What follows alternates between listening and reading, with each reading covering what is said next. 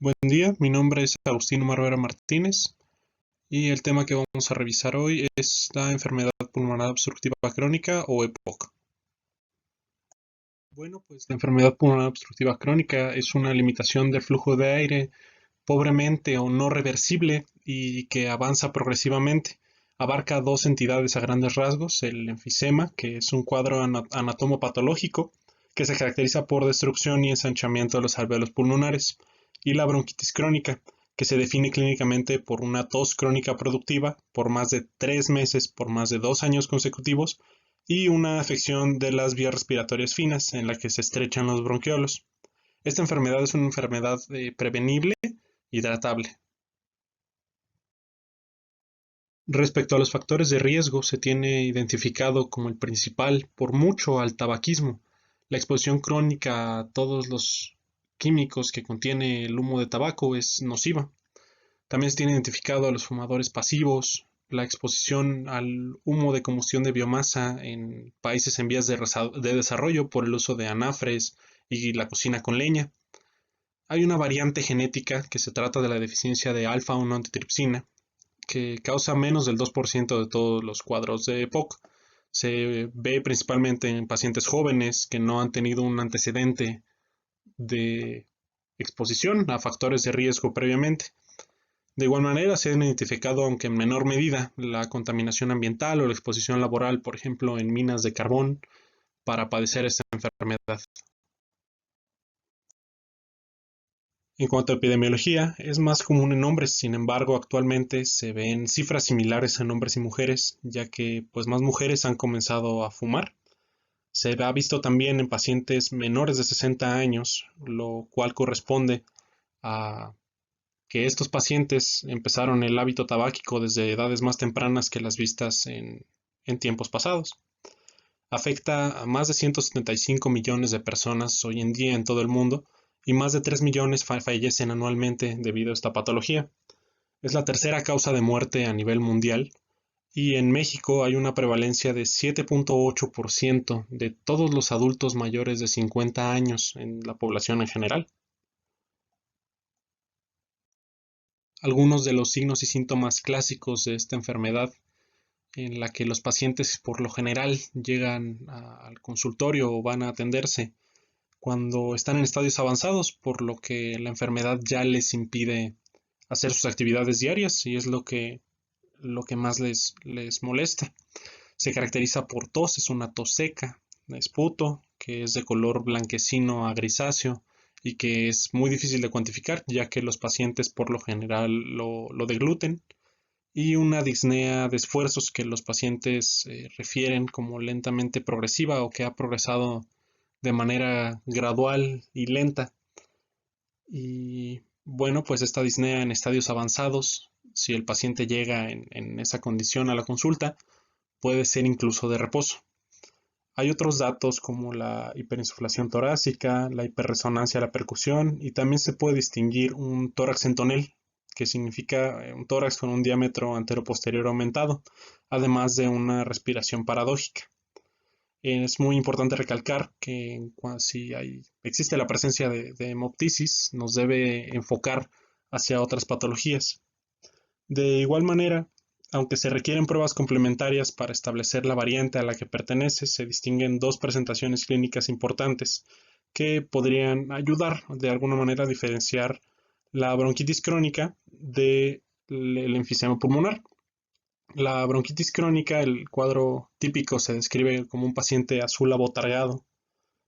Esto quiere decir que son pacientes que presentan cianosis, obesidad y edema. A la auscultación se les pueden escuchar roncos y sibilancias. Y los pacientes sopladores rosas o con enfisema, que se caracterizan por tener taquipnea, no tener cianosis, ser delgados, y a la auscultación hay una disminución en sus ruidos respiratorios.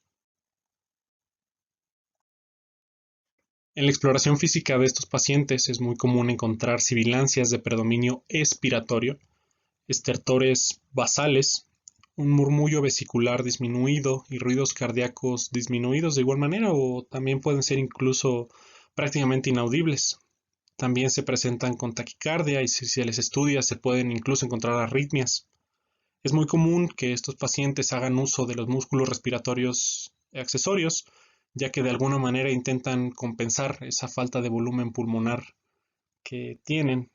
De igual manera, es muy frecuente encontrar estos pacientes en estadios avanzados con cianosis y también se pueden encontrar con obesidad debido a que la disnea de esfuerzos les impide realizar sus actividades físicas diarias, o en estadios avanzados pueden referir una pérdida inintencionada de peso, lo cual representa un mal pronóstico. Y es muy importante recalcar que la acropaquia no está presente en el EPOC, por lo tanto, encontrar este signo nos podría enfocar hacia otra patología. La enfermedad pulmonar obstructiva crónica debe ser sospechada en pacientes que hayan estado expuestos a los factores de riesgo ya mencionados y que presenten la clínica correspondiente. Típicamente son fumadores con los síntomas clásicos de tos, esputo y disnea progresiva. En pacientes jóvenes, no fumadores o que no hayan tenido antecedentes de exposición a factores de riesgo, se debe evaluar la deficiencia de alfa-1 antitripsina con pruebas de laboratorio. De igual manera, es muy importante evaluar inicialmente la gravedad de la enfermedad, el impacto que está teniendo el paciente en su calidad de vida, evaluar qué otras comorbilidades podría tener, porque estos pacientes tienen mayor probabilidad de tener cáncer de pulmón, por ejemplo, por la exposición constante a irritantes en las vías aéreas. De igual manera, son pacientes que por su baja actividad física pueden padecer de dislipidemias, diabetes o síndrome metabólico. Para esto se tiene que hacer un interrogatorio intensivo. Para la disnea principalmente, hay un cuestionario que se llama MMRC, que mide la disnea desde la perspectiva del paciente, el cual es muy útil para estratificar la enfermedad y que deberá ser tomado en cuenta para la terapéutica y para clasificar al paciente en un estadio clínico que nos pueda ayudar a tomar decisiones clínicas respecto a su tratamiento. Aunque la clínica nos haga pensar ampliamente en EPOC, se deberá realizar una espirometría para confirmar o descartar este diagnóstico. La espirometría va a arrojar un patrón obstructivo que va a ser pobremente o no reversible en lo absoluto a la administración de broncodilatador. La cifra más importante para el patrón obstructivo es el cociente entre el volumen expiratorio forzado en un segundo o FEV1 y la capacidad vital forzada o FVC, que va a ser menor a 0.7. Un FEV1 del 80% de valor predicho nos enfoca a pensar también en esta enfermedad. Esto nos va a ayudar a clasificarlo respecto a las guías de la GOLD o de la Iniciativa Global para la Enfermedad Pulmonar Obstructiva Crónica en 4 estadios que corresponden a la intensidad de la enfermedad.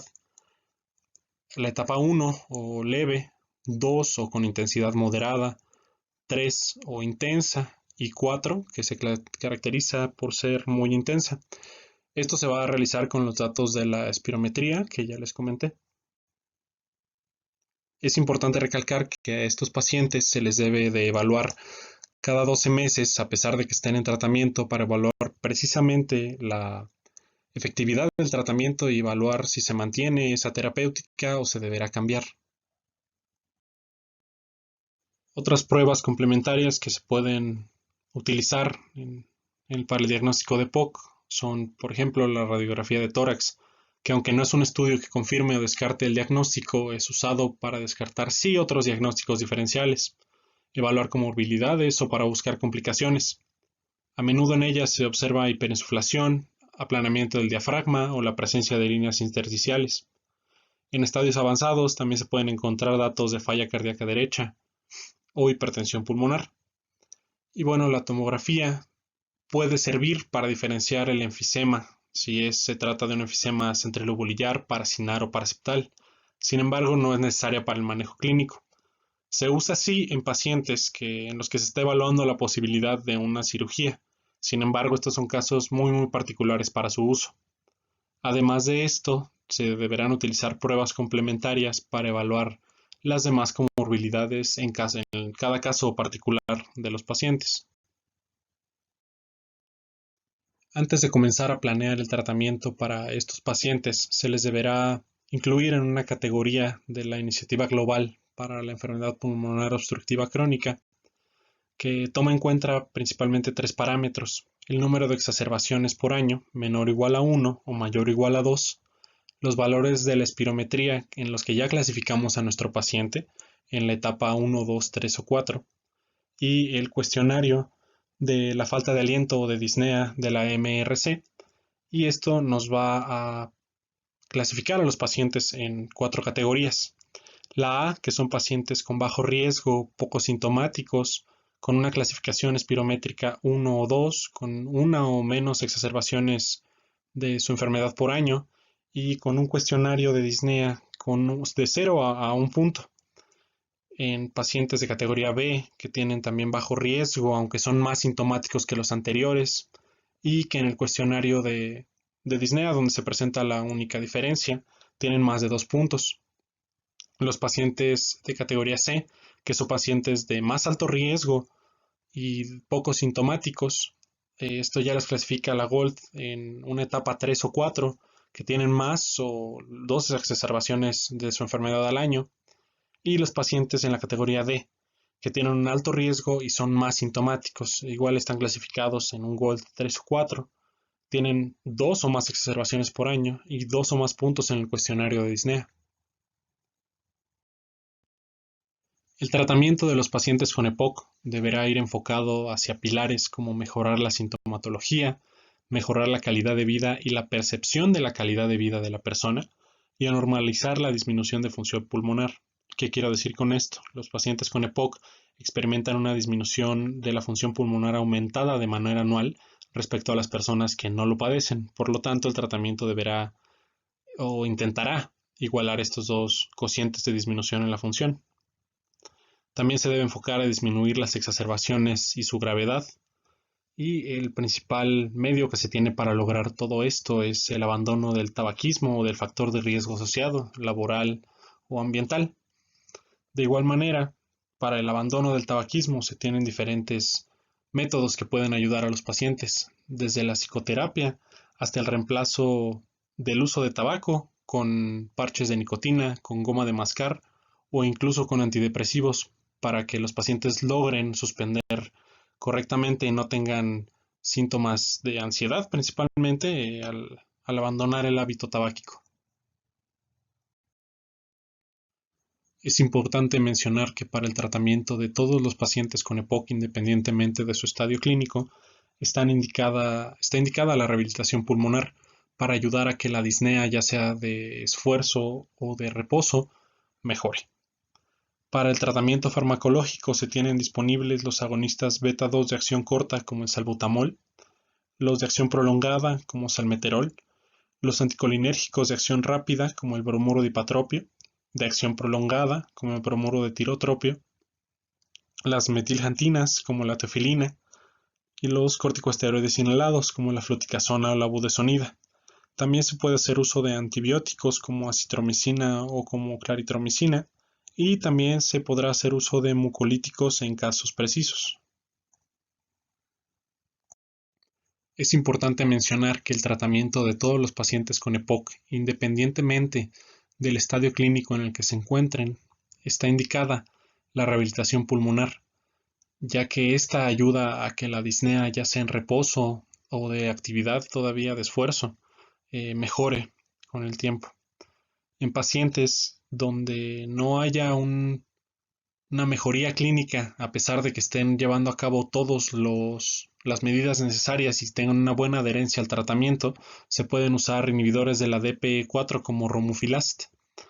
La cirugía no se tiene considerada como una opción terapéutica para casi ningún paciente, solamente se usa en casos muy particulares de pacientes con enfisema que, bueno, tienen como opción el trasplante pulmonar o la reducción de volumen pulmonar, ya que todos los demás tratamientos y las medidas farmacológicas y no farmacológicas no los hacen mejorar significativamente en su enfermedad.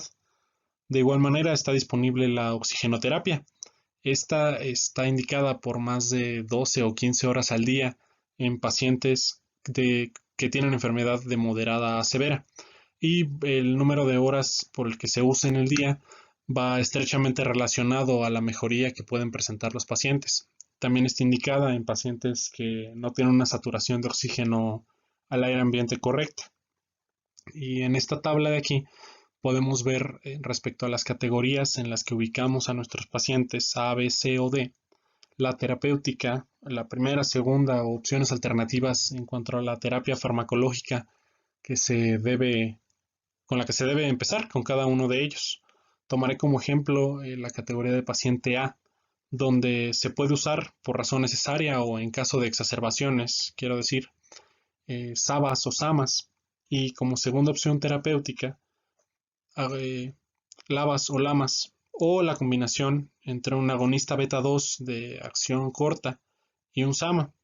Y ante la no mejoría se les podría agregar, por ejemplo, una metilsantina como la teofilina. En otros pacientes podemos ver la combinación entre varios medicamentos, por ejemplo, en la categoría C ya se incluye corticosteroides, inhalados principalmente, adicionados a otros medicamentos, ya que no están indicados como monoterapia en el tratamiento de la EPOC. De igual manera, debemos mencionar que la enfermedad pulmonar obstructiva crónica no es una patología que se encuentre de manera lineal todo el tiempo de manera clínica, sino que los pacientes pueden referir una mejoría o empeorar en la sintomatología y esto no significa que el tratamiento esté fallando. Sin embargo, hay que tener especial cuidado con las exacerbaciones, que son empeoramientos sintomáticos graves que conllevan un aumento en la disnea, en la tos y en el esputo, donde este último puede tener características que cambian, siendo de color, por ejemplo, verdoso o amarillento.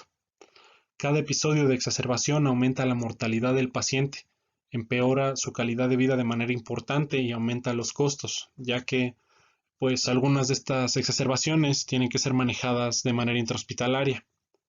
Para el tratamiento de estas exacerbaciones tenemos disponibles los ABA o agonistas beta 2 de acción corta como el salbutamol, los AMA, anticolinérgicos de acción corta como el bromuro de ipatropio, corticosteroides que pueden ser inhalados o sistémicos como la prednisona, antibióticos, porque bueno, la mayoría de las exacerbaciones del EPOC son causadas por una neumonía o infección vaya, cuyos principales patógenos son el rinovirus, Moraxella catarrhalis o Streptococcus pneumoniae. De igual manera, para los pacientes que estén desaturando o tengan alguna otra patología, deberá utilizarse la oxigenoterapia. Puede ser invasiva o no invasiva el soporte ventilatorio. Y como ya les comentaba, el tratamiento de estas exacerbaciones puede ser ambulatorio o puede requerir hospitalización dependiendo de, del paciente. A manera de conclusión, es importante recalcar que la prevención y las campañas para disminuir el consumo de tabaco en adolescentes y adultos jóvenes son la manera más efectiva de que esta enfermedad disminuya. De igual manera, sospechar de esta enfermedad en pacientes con el cuadro clínico típico es importante, porque el correcto y temprano diagnóstico de esta enfermedad llevará a un mejor desenlace de la patología del paciente. La espirometría hay que recordar que es fundamental para el diagnóstico de la enfermedad pulmonar obstructiva crónica. El tratamiento y todas las medidas que se tomen deberán ser enfocadas a mejorar la calidad de vida y sobre todo el abandono del hábito tabáquico o de la exposición al factor de riesgo ambiental, laboral, etcétera, es el que trae mejores resultados. Así que es la medida en la que más énfasis se debe de hacer. Todos los pacientes deben estar enterados de los beneficios que va a traer a su salud el abandono del cigarro o del producto de tabaco, etcétera, que consuman. Y bueno, esto sería todo para la sesión. Muchas gracias y hasta la próxima.